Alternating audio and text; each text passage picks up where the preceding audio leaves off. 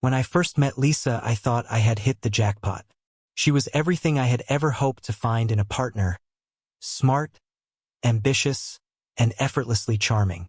Her sense of humor could light up a room, turning even the most mundane conversation into something special. We met through mutual friends at a dinner party, and from the moment she laughed, a full, uninhibited laugh that made people turn their heads, I was hooked. There was something about the way she carried herself, the way she made everyone around her feel important, that drew me in instantly. She was magnetic, and I couldn't help but gravitate toward her. From that night on, things moved quickly. Within a few months, we were practically inseparable. Our weekends were filled with spontaneous getaways, long drives with no destination in mind, and quiet mornings where we would sip coffee and talk about our dreams. We built a world of shared jokes, whispered confessions, and an unspoken understanding that we were creating something real, something lasting. Lisa's career was taking off at an impressive pace. She worked in a fast-paced corporate job, a high-powered environment where she thrived. She was the kind of person who could walk into a room and command respect without even trying. Her colleagues admired her, her bosses trusted her, and she had a way of making success look effortless. I was proud of her, proud to stand by her side and watch her climb higher with every passing year. My own path was different. I ran my own landscaping business, something I had built from the ground up with my own hands. It wasn't flashy, it wasn't the kind of job that turned heads at cocktail parties. But it was mine. There was a deep satisfaction in taking something wild and overgrown and transforming it into something beautiful. I loved what I did, not just because it paid the bills, but because it gave me purpose. Every project was a testament to hard work, patience, and vision. Lisa used to tell me she admired that about me. She said she loved that I wasn't chasing corporate success like everyone else, that I was focused on building something of my own. She told me I inspired her. I believed her. At first, I didn't notice the shift. The comments started subtly, almost playfully.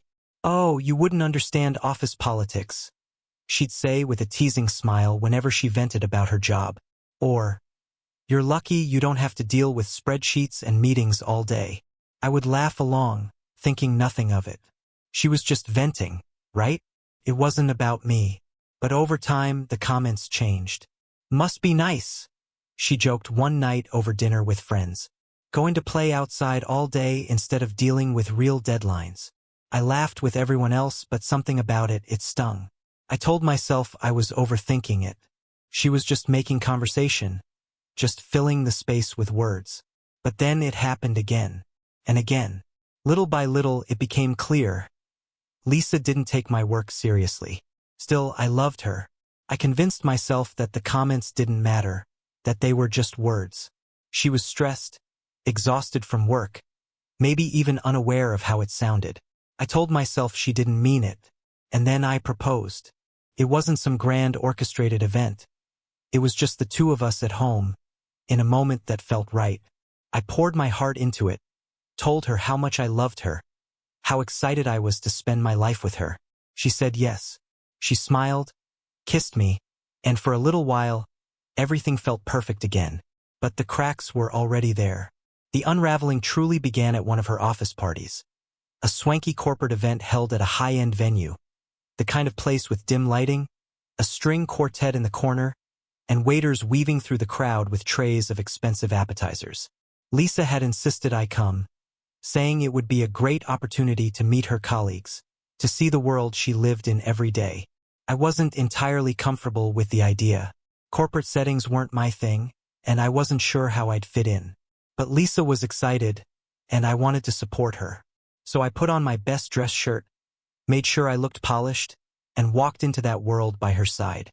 First, everything seemed fine. Lisa introduced me with her usual charm, her hand resting lightly on my arm as she beamed at her colleagues. I smiled, shook hands, made small talk. Then came the inevitable question. "So what do you do?" The man asking was in his early 40s, his suit tailored perfectly, an expensive watch peeking from under his cuff. "I own a landscaping business," I said, standing tall.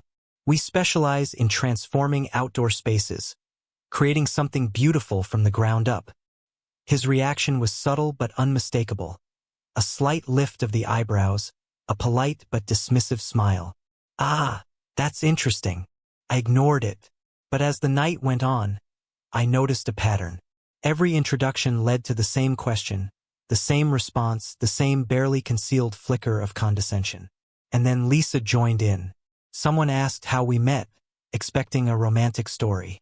Instead of the sweet version she usually told, she chuckled and said, "Oh, he's my hard-working handyman." The group laughed. I froze. Hard-working handyman, that was how she described me. It got worse. One of her colleagues, emboldened by the alcohol, joked about Lisa dating down. Lisa didn't correct him. She laughed. A full, genuine laugh, like it was the funniest thing she'd heard all night. Then the final straw. Someone turned to Lisa and asked if she thought my business would ever grow into something real. She smirked. "I don't know. Maybe one day he'll be landscaping for CEOs instead of retirees." Laughter rippled through the group. I didn't laugh. I looked at Lisa, waiting for some kind of reassurance, some sign that she realized how wrong this was. She didn't even notice my reaction. She was too busy basking in the moment. That was it. "I think I've had enough," I said quietly, setting my drink down. Lisa turned to me, confused. "Where are you going?" "Home," I said. "You can explain why to your friend." The drive home was silent. My hands gripped the wheel. My jaw clenched as I replayed every humiliating moment of the night in my head. When we stepped inside, I turned to face her, my voice steady but cold. "What the hell was that?" Lisa looked genuinely confused. "What are you talking about?" "You know what I'm talking about," I said. "The jokes, the comments, laughing along when your coworkers mock me. Is that how you really see me?" She sighed, rolling her eyes. "You're overreacting. It wasn't a big deal." I shook my head, anger bubbling to the surface.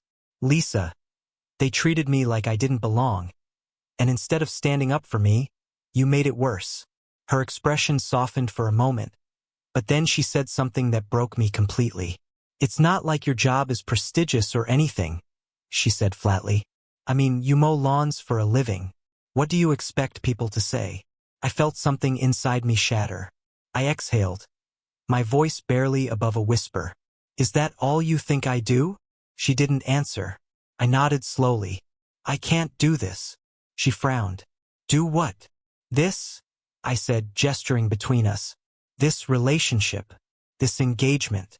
I can't marry someone who doesn't respect me." For a moment, I thought she might apologize. Instead, she crossed her arms and said, "Fine. Maybe we shouldn't get married." I met her gaze, my decision clear. "Maybe we shouldn't," I agreed. I took off the engagement ring I had given her and placed it on the counter. The metal felt cold against my fingertips, a stark contrast to the warmth I had once associated with it. A symbol of love, now just an object. "Goodbye, Lisa." And just like that, it was over. The days that followed were a blur, a fog of disbelief and disorientation. One moment, we had been making wedding plans, debating over venues and floral arrangements. The next, it was all erased, as if none of it had ever mattered. The engagement was over. The wedding was canceled. And Lisa had vanished from my life just as quickly as she had entered it. At first, it didn't feel real. I kept catching myself waiting for her.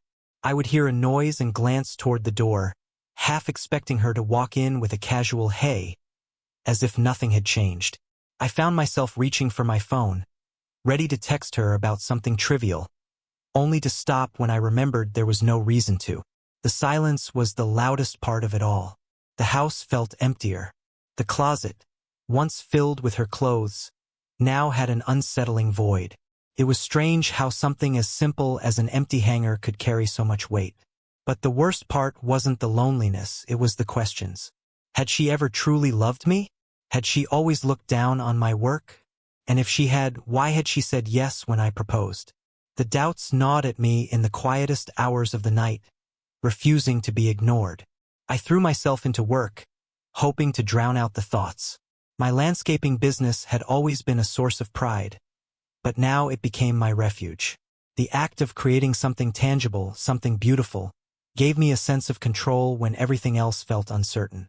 Every lawn I transformed, every garden I designed, every satisfied client reminded me that I was good at what I did, that what I did mattered. My friends were quick to rally around me. "She didn't deserve you," one of them said over drinks one night. "You're better off without her." It was a sentiment I had heard before, one of those well-meaning clichés people offer in times of heartbreak. But sometimes clichés are exactly what you need to hear. My family was just as supportive. My mother, never one to hold back her opinions, shook her head when I told her everything. "She's out of her mind if she couldn't see how lucky she was," she said, her voice firm. Little by little, I started to reclaim myself. I took up running again, something I hadn't done since college. The early morning quiet, the rhythmic sound of my footsteps against the pavement, the cool air filling my lungs. It was therapeutic in a way I hadn't expected. I also started journaling, writing down every emotion, every lingering resentment, every lingering hurt. Seeing my feelings laid out on paper made them feel more manageable, less overwhelming.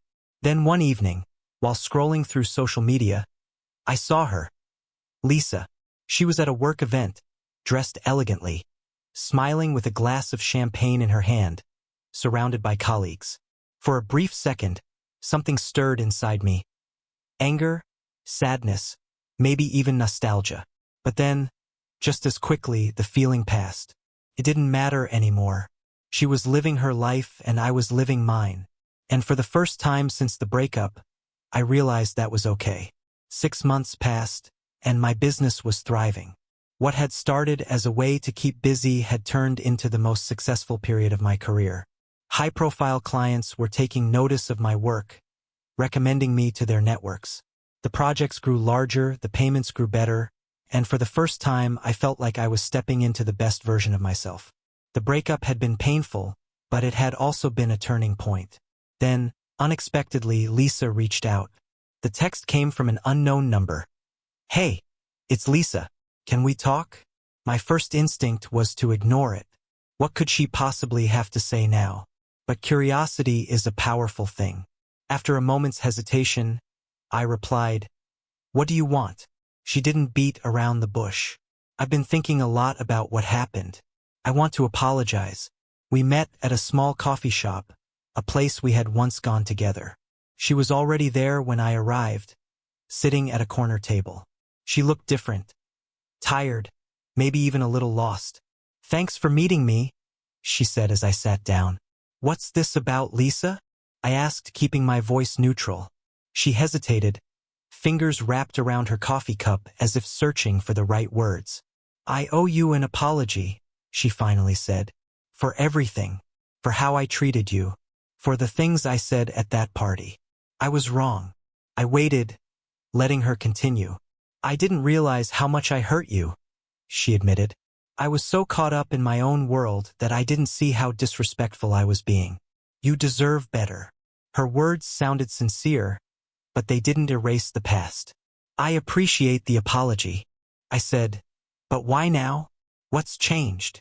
She looked down, stirring her coffee absent-mindedly. "I've had a rough year. Work's been challenging, and I've had a lot of time to reflect.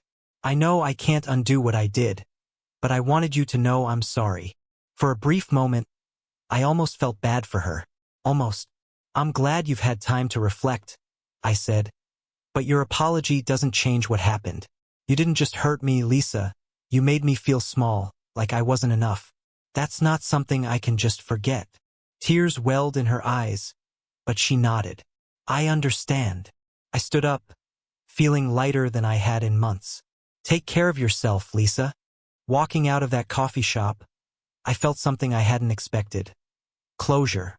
Her apology hadn't fixed anything, but it had allowed me to fully let go. Life after Lisa flourished. My business reached new heights.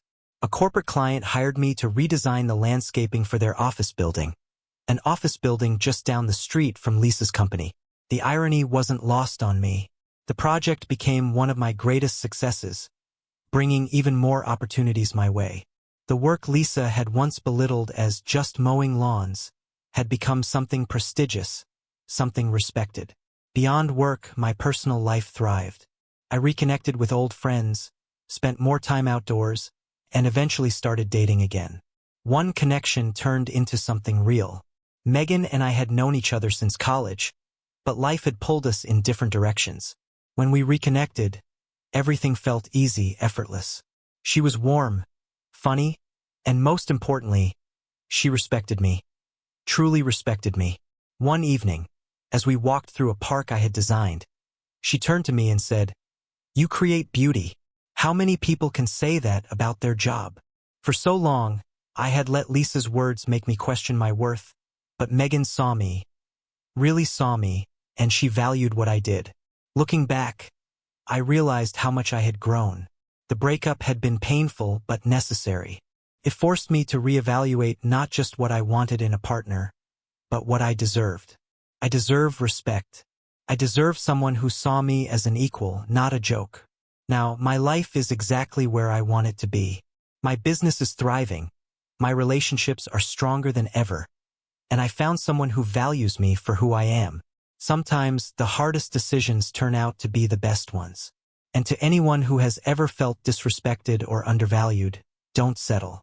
Walk away if you have to. The right people will see your worth, and the right life is waiting for you on the other side of the pain.